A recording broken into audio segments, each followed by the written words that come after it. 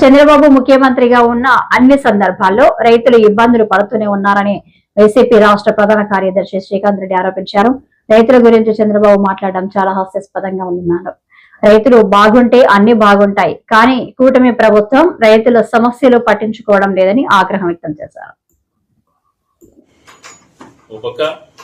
మామిడి రైతుల పరిస్థితి అలాగే ఉంటే ఏ పంట కూడా ఏ పండించినటువంటి సాగు చేసుకున్న ఏ పంటకు కూడా కనీస గిట్టుబాటు ధర అన్నటువంటిది ఎక్కడ కూడా లేదు.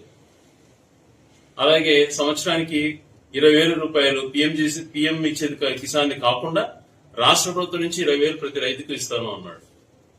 మరి అది ఒకటేసారి ఇస్తానన్నాడు. అది కూడా మాట తప్పి మొదటి సంవత్సరం ₹1 రైతులకు ఇవ్వలేదు. రెండో సంవత్సరం ఈ ప్రభుత్వం నుంచి 10,000 రూపాయలు మాత్రమే ఇచ్చాడు. 30,000 రూపాయలు ప్రతి రైతుకు బాకీ పడ్డాడు రైతు భరోసా కింద. అది ఒక పక్కనైతే విత్తన సేకరణ అటువంటిది దాదాపు లేదు. తర్వాత విత్తన పంపిణీ కార్యక్రమాలు అయితే ఎక్కడ కూడా సబ్సిడీలో సరైనటువంటి రైతులకు అందించిన ప్రక్రియ లేదు. ఎరువులు చాలా ఘోరమైనటువంటి పరిస్థితి. ఏ రకంగా చూసుకున్నా ఈరోజు రైతు బాగుంటే ఊర్లు బాగుంటాయి, వ్యాపారస్తులు బాగుంటారు, అన్ని రకాలుగా కూడా కొంచెం మేలు జరుగుతుంది. ఆ రైతు సంతోషం ఉంటేనే జరుగుతుంది. కానీ ఈ ప్రభుత్వం చంద్రబాబు నాయుడు గారు ఎప్పుడు ప్రభుత్వంలో ఉన్న రైతు ముఖంలో కళ ఉండదు. ఎందుకంటే పండించేటువంటి ఆయనకు మనస్ఫూర్తిగా ఏది సాయం చేయడు రైతులు. ఆయన దాదాపు 16 సంవత్సరాలు ముఖ్యమంత్రిగా ఉన్నాడు. ఏ సంవత్సరం కూడా రైతు పూర్తి స్థాయిలో సంతోషపడినటువంటి రోజే లేదు. ఇటువంటి పరిస్థితులు ఆయన ఏర్పరిచాడు. మళ్ళీ రైతాంగాన్ని ఆదుకునే పరిస్థితులలో పూర్తిగా విఫలమై మళ్ళీ ఈరోజు గాలి కబుర్లు చెప్తున్నాడు అన్ని చేసేసినట్టుగా. ఇది ఎంత అన్యాయం చూస్తాం. ఈరోజు ఈ అన్నమయ్య జిల్లాలో 10 నుంచి 15% పంట ఖరీఫ్ పంట వేసుకోగలిగారంటే ఆ రైతుల పరిస్థితి ఎలా ఉంటుంది? ఈ వ్యవసాయం పైన ఆధారపడిన కుటుంబాలను ఏ రకంగా ఆదుకోవాలన్నటువంటిది ఏ రోజన్నా మాట్లాడా? మరి కరువు మండలం ప్రకటించారు. ఆ మండలంలో ఇన్పుట్ సబ్సిడీ గురించి ఏమైనా ఆలోచన చేసావా? ఎందుకు నువ్వు ఇంతవరకు 1 ఎకరా కూడా ఇన్పుట్ సబ్సిడీ లేకపోయినావు? రైతులకు గత ప్రభుత్వమే ఇన్సూరెన్స్ పే చేసేది, అది తీసేసావు. ఇప్పుడు తుఫాన్లు 2-3 వచ్చిన తర్వాత ఎక్కడన్నా ₹1 అందించావు రైతులకి? ఏది కూడా చేయకుండా కేవలం గాలి కబుర్ల మాటలు చెప్పుకుంటా పోవడమే ఈయన విధానం అయిపోయింది. అరటి రైతు దుర్భరం అయిపోయాడు. ఈరోజు మా మాజీ ముఖ్యమంత్రి గారు కూడా పులివెందుల అరటి రైతులను కూడా పరిశీలన చేయడానికి తను కూడా రేపు పులివెందులు చేరుకొని ఆ రైతుకు ధైర్యం కల్పించడానికి వెళ్తున్నారు. ఏ పంటకు కూడా మనం రైతుల గురించి అనేక సార్లు పోరాటాలు చేస్తే దాన్ని హేళన చేసి మాట్లాడడం, దాన్ని చులకనగా మాట్లాడడం. ఎందుకు ఆందోళన చెందుతున్నారు? రైతు కోసం ఎందుకు మాట్లాడుతున్నారు? రైతులు ఏమి ఇబ్బందులు పడుతున్నారు? పంట పెట్టుకుని రైతు పరిస్థితి ఏంటి? పంట పెట్టుకుని నష్టమైనటువంటి రైతు పరిస్థితి ఏంటి అన్నది ఏ రోజు ఒక చిన్న ఆలోచన కూడా రాకపోవడం చాలా దురదృష్టకరం. ఈయన వ్యవసాయం గురించి మాట్లాడడం, రైతుల గురించి మాట్లాడుతుంటే చాలా నవ్వు వస్తుంది అన్నమాట. ఏ రకంగా కూడా రైతును ఆదుకోలేక టోటల్ గా విఫలం చెందాడు.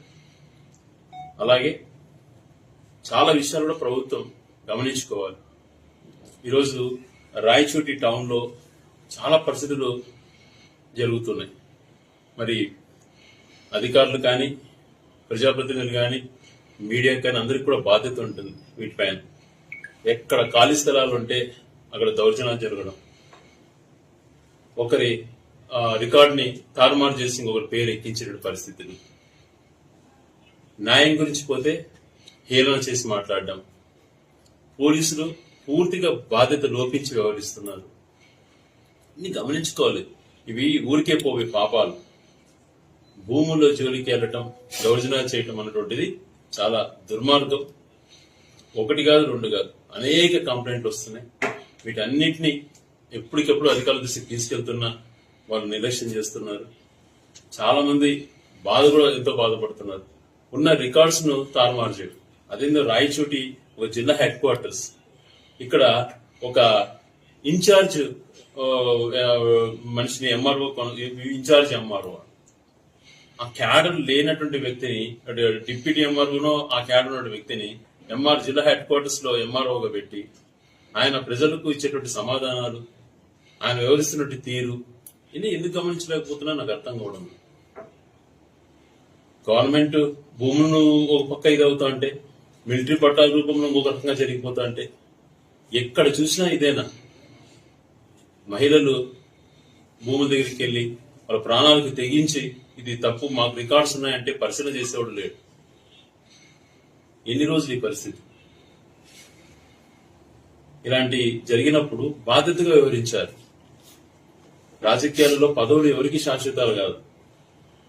రేపు పొద్దున నష్టపోయినటువంటి వ్యక్తులు జీవితాంతరం వాళ్ళ కుటుంబాలు ఎలా అవుతాయో, వాళ్ళకు మనం చేసేటువంటి ద్రోహాలు ఎలా ఉంటాయో కూడా గమనించుకోవాలి.